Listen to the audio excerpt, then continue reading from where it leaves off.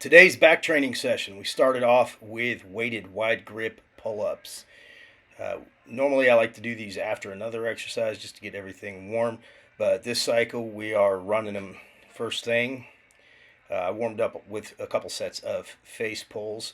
On the wide grip pull-ups, we were doing sets of 5. We did 5 sets of 5. We went body weight, 10 pounds, 20 pounds, 30 pounds, and 40 pounds. As you can see in this set at 40 pounds, my movement quality eroded a little bit. So what we're going to do is I'll just repeat this weight next week.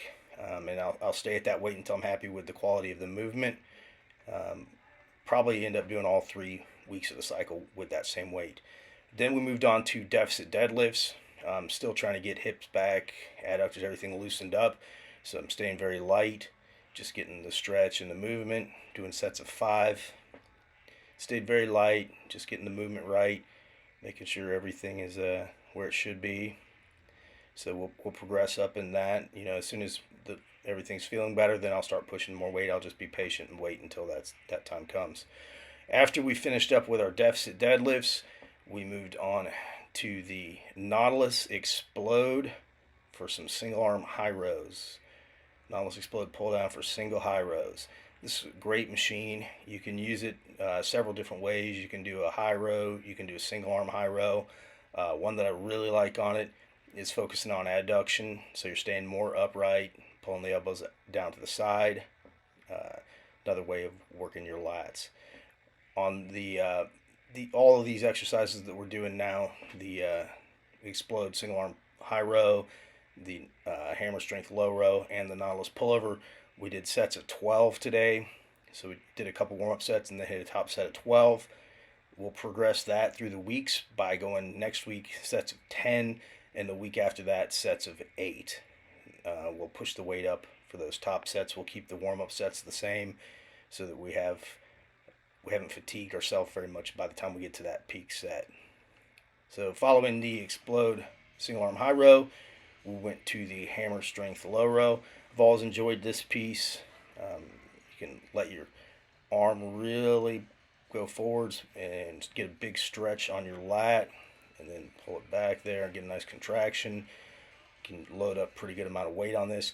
These sets of 12s did limit the amount of weight that we could use. Again, we'll go 10s next week and then 8s the week after that. I like doing these single arm. Doing bilaterals good as well, but I just really like the stretch that I can get on it doing these with one arm. After we got done on the hammer strength low row doing that single arm, we went to the Nautilus Pullover. On the Nautilus Pullover, we're doing 12s as well. We just did a warm-up set, 100, 125, and then our working set was 150. Not super heavy, but it was pretty fatiguing for the sets of 12, trying to keep the movement nice and strict. Really getting the big stretch back on it. That's one of the benefits of these older Nautilus Pullover machines is they have bigger range of motion. So you can get that big stretch as you go into it, and then pulling it all the way to the lap. I'm trying to force my elbows back. You can push into the pads there and force that back. Now I did have one of the original Nautilus Pullovers, one of the Spider Cam very early, and the movement arm on it was longer, so I couldn't get my hands into the right position on the bar while at the same time putting the elbows on the pads. Still worked great. It was a wonderful movement. I think the importance of the pads is a little bit overstated.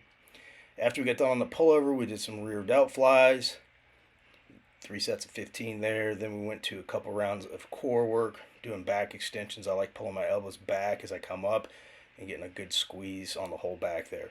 And we supersetted that with weighted plank holds to finish out.